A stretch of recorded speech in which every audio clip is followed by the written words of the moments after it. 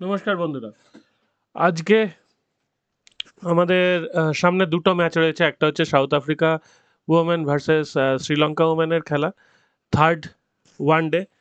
Sri Lanka women টি-20 সিরিজটা 2-1 জিতেছে এবং আশা করছি আজকে সাউথ আফ্রিকা ওমেন এই সিরিজটা 2-0 জিতবে হয়তো।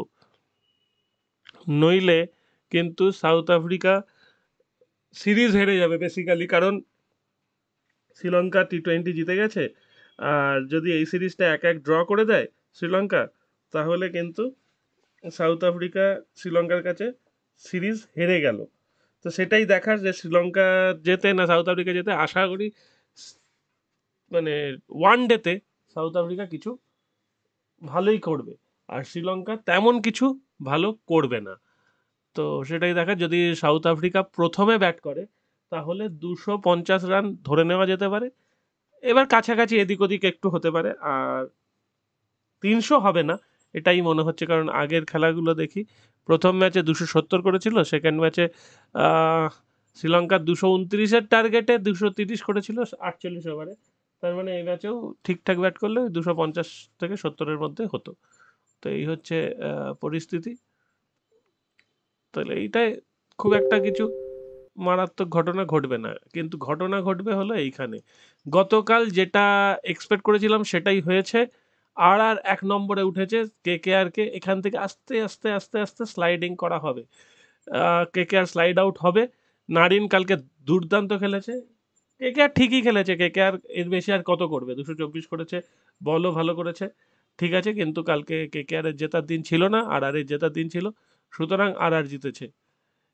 এইবার এখানে আজকে বোঝা যাবে যে জিটির ওপরে ওঠার ঘটনা আছে না ডিসির ওপরে ওঠার ঘটনা। ডিসি ওপরে উঠবে না, ঠিক আছে, ডিসি ওপরে উঠবে না একদম।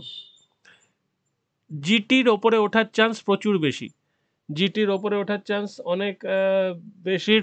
অঙ্কগুলো আমি অন্যভাবে বলছি না, কিন্তু ওপরে ওঠার চান্স টিম হিসাবেই বলছি বেশি। আর কেকেআর টিম হিসাবে ভালো থাকলেও কেকেআর আমার ধারণা স্লাইড করে আসবে ওপর থেকে নিচের দিকে। সেখানে দুটো টিম তলা থেকে উঠছে, আশা করছি জিটি আর এমআই। আর এই দুটো টিম ওপরে থাকবে, আর সিএসকে। সিএসকে সিএসকে হয়তো সেকেন্ডে যাবে বা ফার্স্টেও যেতে পারে এক সময়। সেকেন্ডেই থাকবে আমার মনে হচ্ছে। আর ফার্স্টে থাকবে, সিএসকে সেকেন্ড থাকবে, জিটি আর এমআই থার্ড আর ফোর্থ হবে হয়তো। এখনো বোঝা যাচ্ছে না, তবে আজকে আমার ধারণা জিটি জিতবে। খেলা হবে আহমেদাবাদে। আহমেদাবাদে খেলা হলে পিচ রিপোর্টটা একটু দেখে নেওয়া যাক।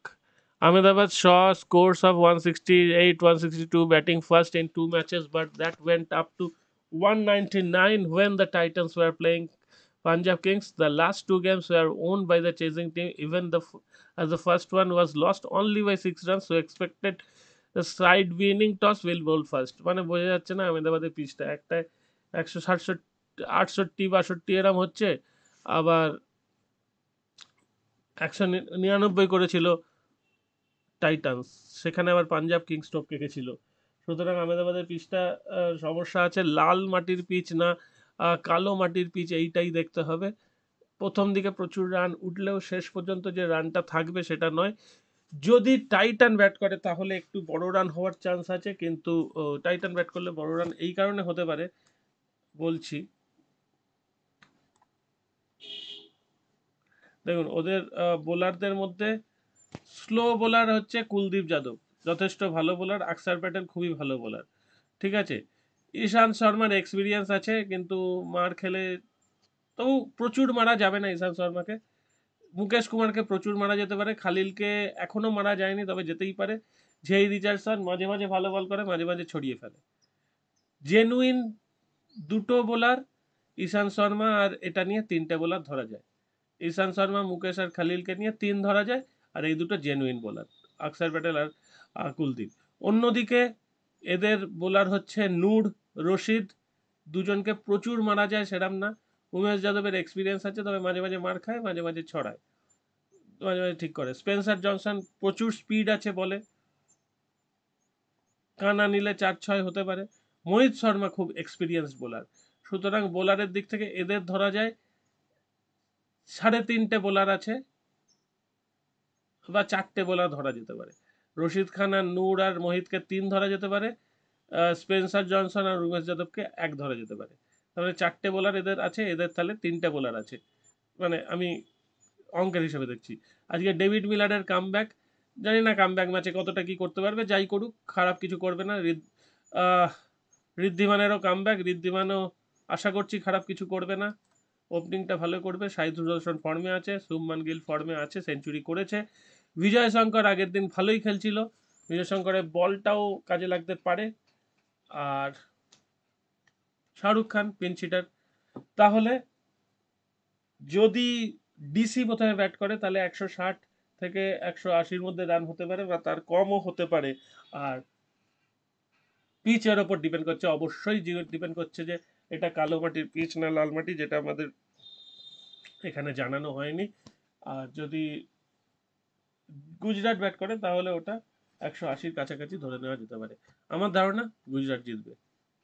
এখানেই শেষ করছি, ভালো থাকবেন সবাই।